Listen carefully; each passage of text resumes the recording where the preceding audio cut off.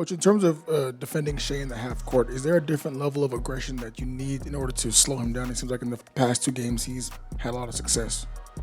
Yeah, I think he's one of the best scorers, obviously, in the league, and a lot of teams are sitting back and trying to make him beat you with jump shots, specifically threes, and I think he gets ahead of steam and kind of he's on his front foot, and you're kind of in retreat mode, and so we want to pick up a little bit higher, be more physical. I think show him a crowd a little bit more, and give him some indecisiveness as far as that, and so just want to leave guys on the island the whole time, and he's had his way there a few times against us, especially in the first game, but did a little bit better the second game, but he's a tough challenge, no doubt, because of his pace and his patience, and he usually makes the right read.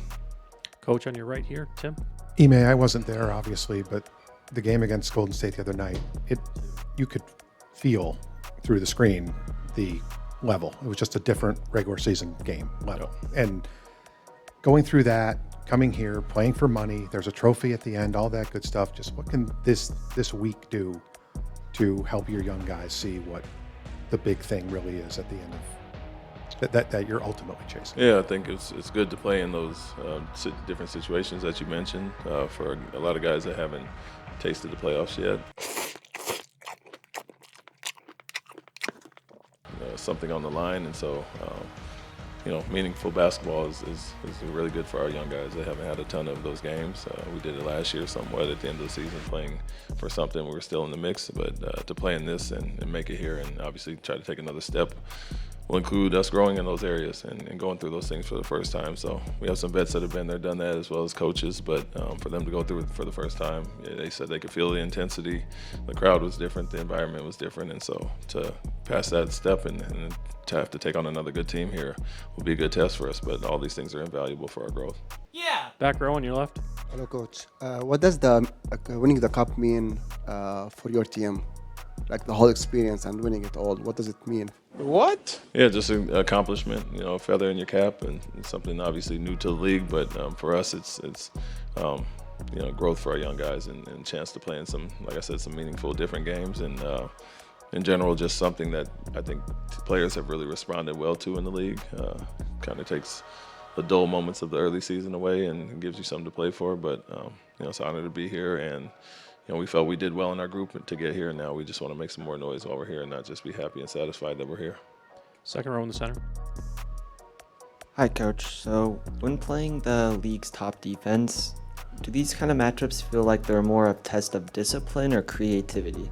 I would say you have to definitely be disciplined against them. I think we're the top two defenses, and so very stingy on that end, and do it in a different way, but they're one of the best at creating turnovers, and drawing you into a crowd, and they give up some things as well, but they really protect the paint at a high level, and so making the right reads is big for us, and being disciplined as far as that, and not playing in the crowd or over penetrating, getting off the ball one dribble too late, and so the area they really hurt us in the first game was creating turnovers, getting out and running, and so for us it's the discipline to make the simple read, simple play, and when Alpe's in the post and the double comes, invite that and create shots for other guys, and so I think the discipline for us is huge. Do final two right here, and then Tim on the left. First off, good seeing you again. A lot of players, when they talk about you, they say, man, you got to defend and play for Ime. Yeah, boy. What can you say to them about being able to play on both sides of the ball and how important that is? Because a lot of times with the youth, everybody's focusing on offense, scoring off of playing off like 5-8 dribbles instead of like being able to be a two-way player. Yeah, I would say there's only one or two high-level scorers on every team. Guys that are averaging in the 20s most of the time, and so not to limit yourself or anything, but understanding other ways to impact the game. And you can do that with defending, obviously, and that's an effort thing, a mentality thing that everybody can kind of have.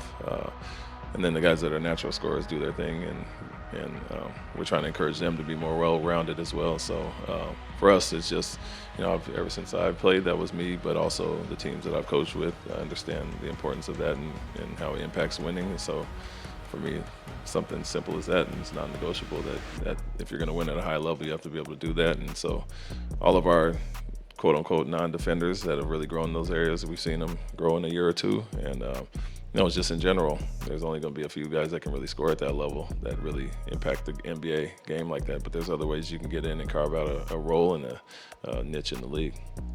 Last question on your left, Tim. Going back to the other night against the Warriors, all the focus on that foul with a few seconds left overshadowed the fact you guys shut them out for the last few minutes. What did you think of there being so much focus on that foul, and then what did you see from your guys in those last few minutes? Yeah, I saw a great effort.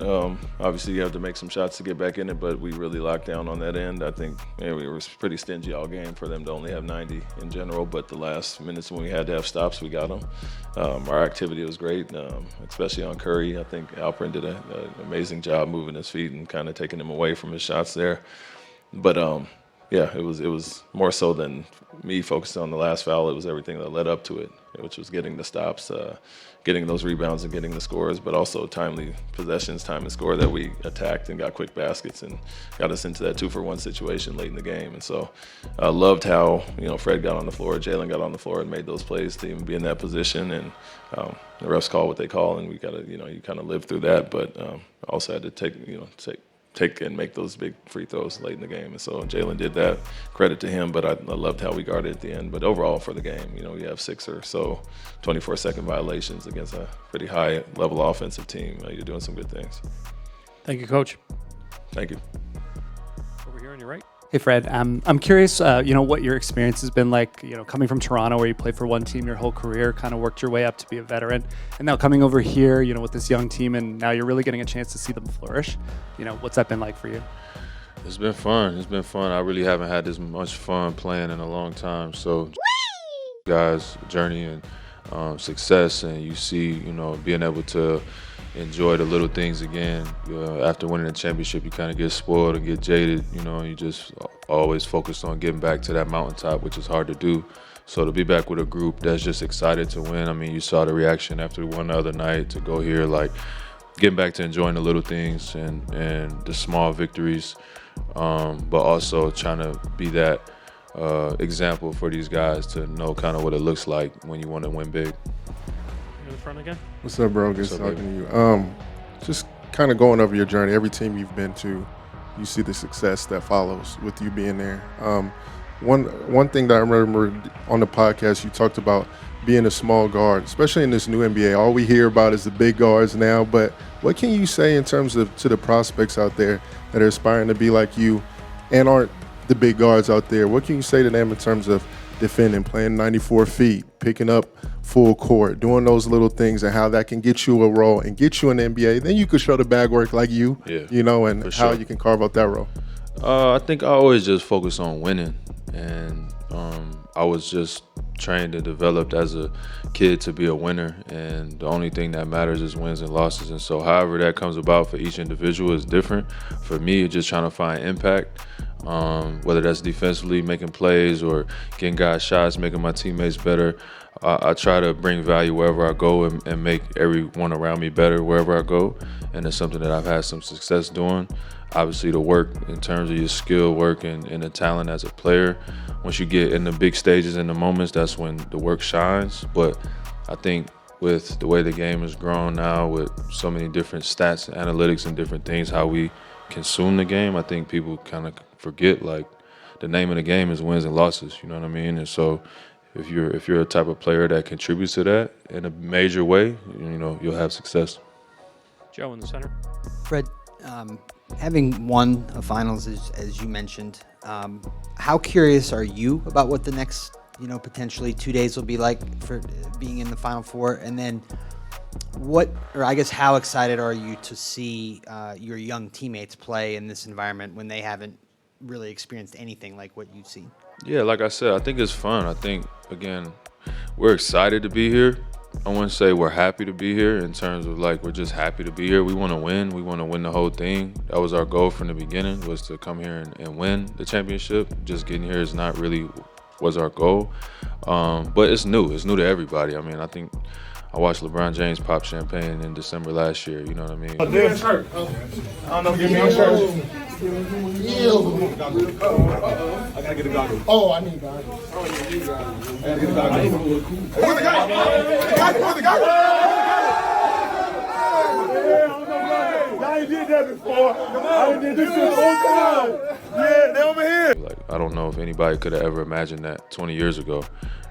So it's new. It's new to everybody, and I'm just enjoying it, staying in the moment and enjoying the moment and just realizing, you know, what we're building for our group, you know, may be different from everybody else, but we're on our own journey and our own path, and just, you know, reminding our guys to stay in the moment, go out there and, you know, play your butt off.